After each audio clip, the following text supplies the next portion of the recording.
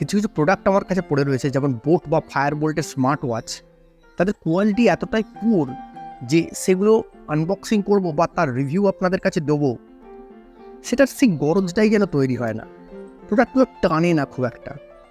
আবার এমন কিছু প্রোডাক্ট রয়েছে যার মধ্যে অবশ্যই পড়ে আজকের আমাদের এই কিবোর্ড র্যাপোর E9050 এবং যে মাউস M650, যেগুলো হাতে পাওয়ার পরই না ছটপট করতে থাকে যে কখন তার আনবক্সিং করব আর কখন সেটা ইউজ করব, সেটাকে এক্সপিরিয়েন্স করব বা তার যে রিভিউটা, অনুভূতিটা আপনাদের সঙ্গে শেয়ার করব। তাহলে দেখতে থাকুন। এখন আনবক্সিং করে ফেলবো র্যাপোর কিবোর্ড E9050G এবং মাউস M650। প্রথমে আমরা কিবোর্ডটা দেখব। বাক্স দেখি আন্দাজ করা যায় যে কিবোর্ডের সাইজ কতটা ছোট, একদম মিনিমালিস্টিক ডিজাইন।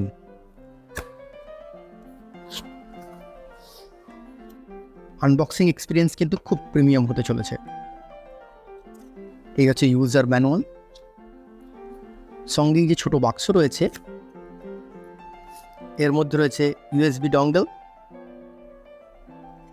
তো একটা জিনিস রয়েছে সম্ভবত, হ্যাঁ এটা টাইপ সি কেবল, যেটা দিয়ে আমরা কিবোর্ডটাকে চার্জ করি। এগুলোকে আমরা সরিয়ে রাখছি। আমরা এবার আসল জিনিসে কনসেন্ট্রেট করব।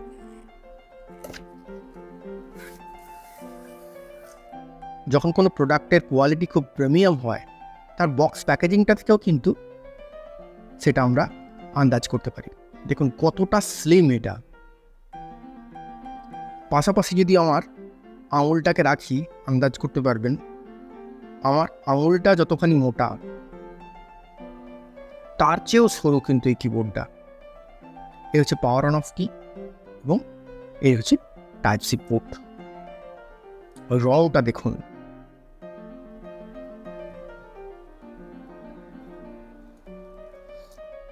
এক্ষেত্রে আপনার যে টাইপিং এক্সপিরিয়েন্স সেটাও কিন্তু অনবদ্য হতে চলেছে।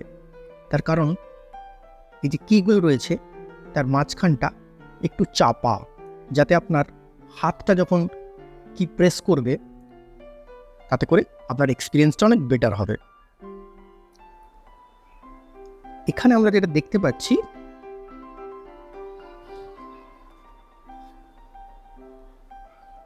ব্লুটুথে আমরা 3টে ডিভাইসের সঙ্গে কানেক্ট করতে পারবো।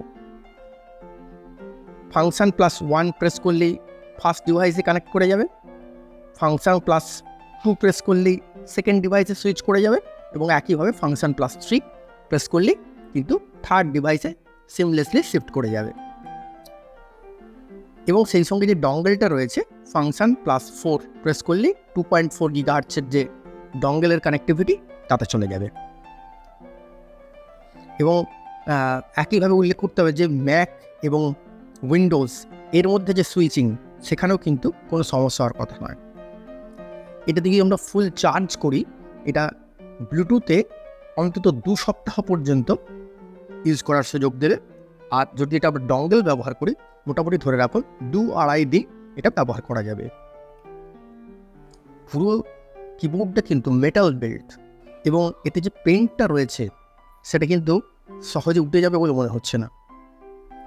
এইবার আমরা দেখব মাউসের বাক্সে কি রয়েছে। দেখুন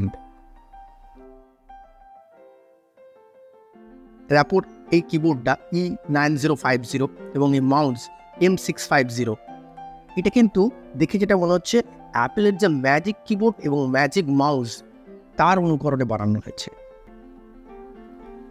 ট্রান্সপ্যারেন্ট একটা কভার ইউজ করা হয়েছে উপরে।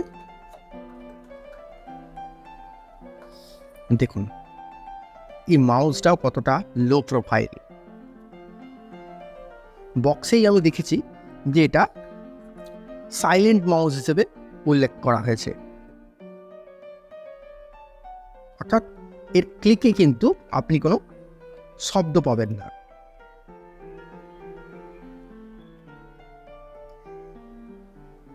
এটা ম্যাগনেটিক, এখানে ব্যাটারিটা যাতে ড্রেন না হয় তার জন্য একটা লক দেওয়া হয়েছে। এই লকটা আমি খুলে ফেলবো, এই ছেড়ে দিলেই এটা আটকে যাবে। এর পিছনের দিকে আমরা যে দেখতে পাচ্ছি, এখানে একটা অন অফ বাটন দেওয়া রয়েছে, এটাকে অন করতে হবে এবং এই ব্লুটুথ বাটনটাকে প্রেস করে থাকতে হবে।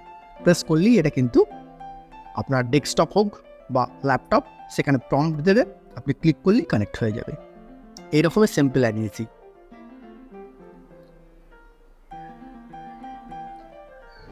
এখন কিবোর্ড আর মাউসের ভালো এবং মন্দ দিকগুলো নিয়ে আলোচনা করব। ভালো দিকগুলো কিছুটা তো আপনারা অবশ্যই এক্সপিরিয়েন্স করে ফেলেছেন। বেল্ট কোয়ালিটি অনবদ্য, মেটাল বেল্ট। এই কিবোর্ডে সিজার কি মেকানিজম ব্যবহার করা হয়েছে, অর্থাৎ এটা একদিকে যেমন আপনাকে স্মুথ টাইপিং এক্সপিরিয়েন্স দেবে, তেমনি এই কিবোর্ডের লঞ্জিভিটিও কিন্তু অনেক বেশি দিন হবে। আমি কিন্তু ব্লুটুথ এবং ডঙ্গল দুটোই ব্যবহার করে দেখেছি।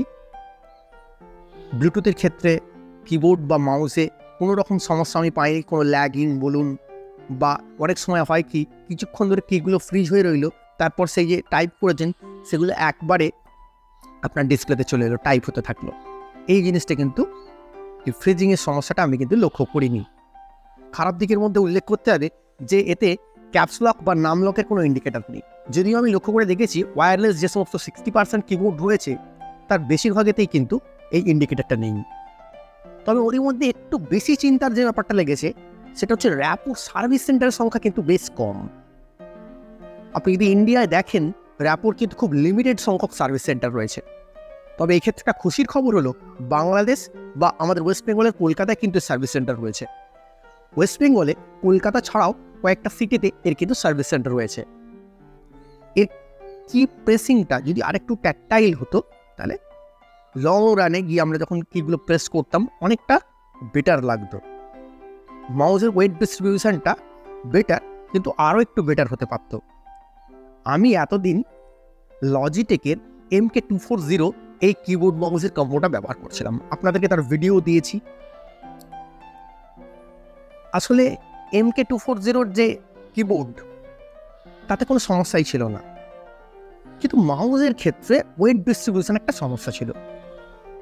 এক্ষেত্রে আমরা যেটা দেখেছিলাম যে এর ব্যাটারিটা লেফট হ্যান্ড সাইডে দেওয়া, যার ফলে কি হতো, মাউসটা আমি যখন তুলতাম, মাউসটা যখন সরাতাম হেভি ফিল হতো, যেটা এই মাউসটার ক্ষেত্রে অনেকটাই কম, কারণ এই ক্ষেত্রে ব্যাটারিটা তেরছাভাবে দেওয়া হয়েছে। দেখুন, কোনো প্রোডাক্টই কিন্তু 100% কারেক্ট হয় না। যদিও র্যাপোর এই কিবোর্ড আর মাউসটা কিনে আমি কিন্তু খুব স্যাটিসফাইড। আবারও বলছি, এর প্রিমিয়ামনেস এবং এটার যে ইউজিং এক্সপিরিয়েন্স সেটা কিন্তু অনবদ্য। আপনারা যারা এটা কিনবেন বলে ভাবছেন নিশ্চিন্তে কিনতে পারেন। যাই হোক, আজকের ভিডিও এ পর্যন্তই। ভিডিও কেমন লাগলো সেটা কমেন্টে জানাবেন। ভালো লাগলে অবশ্যই লাইক করবেন। চ্যানেলটা এখনও সাবস্ক্রাইব না করে থাকলে সাবস্ক্রাইব করে বেল নোটিফিকেশন আইকনটাকে প্রেস করে অল করে দেবেন, যাতে আমরা ভিডিও আপলোড করলে তার নোটিফিকেশন আপনার কাছে চলে যায়। এন্ড স্ক্রিনে আমাদের অন্য দুটো ভিডিও দেওয়া রইল, আগে যদি দেখে না থাকেন অবশ্যই দেখে নেবেন।